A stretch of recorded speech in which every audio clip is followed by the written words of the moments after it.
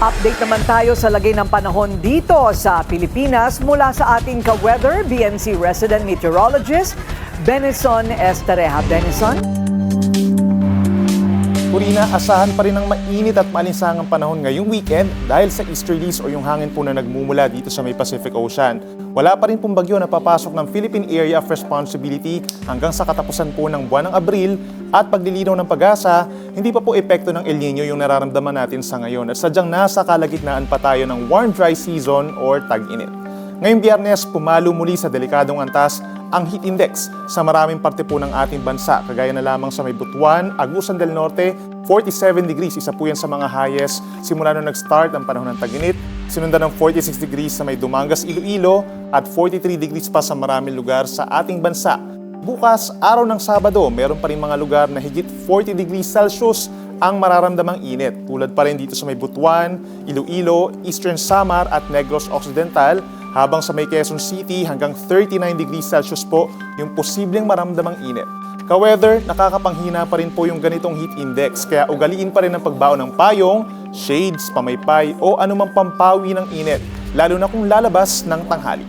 Sa weather forecast ng Pag-asa ngayong darating po na weekend, sa Luzon magiging madalas pa rin pong maaraw, lalo na tuwing umaga at tanghali.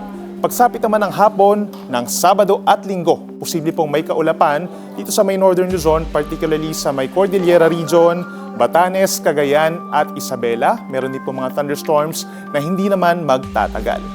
Dito naman sa bandang Palawan, Visayas at Mindanao, mula Sabado ng umaga hanggang tanghali, maaliwalas pa naman na magiging kalangitan. Ngunit sumula Sabado ng hapon, magbaon po ng payong kung kayo ay namamasyal o lalabas ang bahay sa may Eastern Visayas, Caraga Region, and Davao Oriental.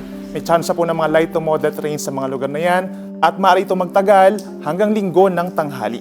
Simula naman Linggo ng hapon hanggang Linggo ng gabi, posible pa ang pag-ulan sa mas maraming lugar dito sa may Eastern and Central Visayas, Southern Negros Island at malaking bahagi ng Mindanao. Kitang-kita po sa ating forecast, possible ng mga light to moderate with at times heavy rains.